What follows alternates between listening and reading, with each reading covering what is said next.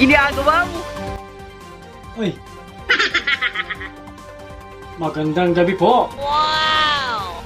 At balita ngayon na kalunos-lunos ang sinapit ng isang lalaki sa kanyang pinagdaraanan na matinding depresyon. Oh no! At ang dahilan daw ng pagka-depresyon niya ay pagkawala ng trabaho. Oo, di ba?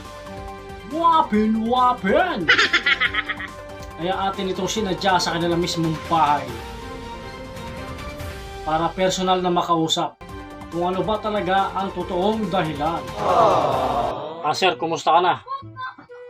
Ayos ka lang ba, sir? Ginagawa mo? Bakit? Kawawa ka naman, sir. Ano bang problema mo? Bakit umabot ka sa ganyan?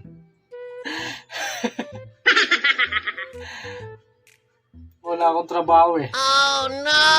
Anong dahil lang sa wala kang trabaho? Kawawa ka naman pala. Depressed ako. Wala ka pa bang in-apply na trabaho?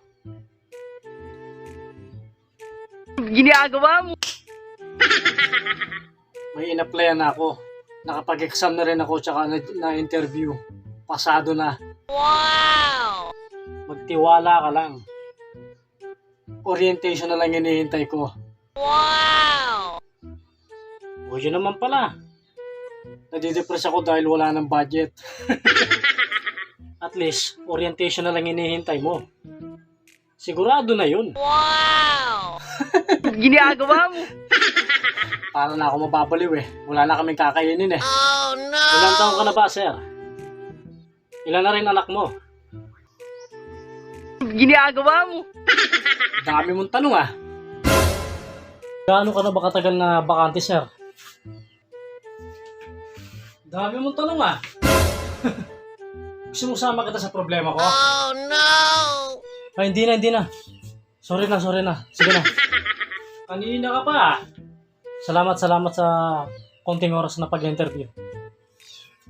Dami mong tanong, di ka pa nagsawa. Ginagawa mo?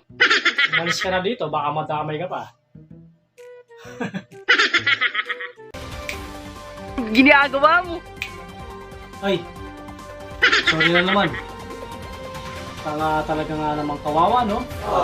Pero okay na rin yun kasi at least naman kahit papano may napag-applyan na din pala. Wow! Hinihintay na lang yung tawag para sa orientation nila.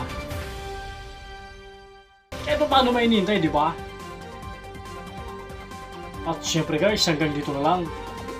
Wapin!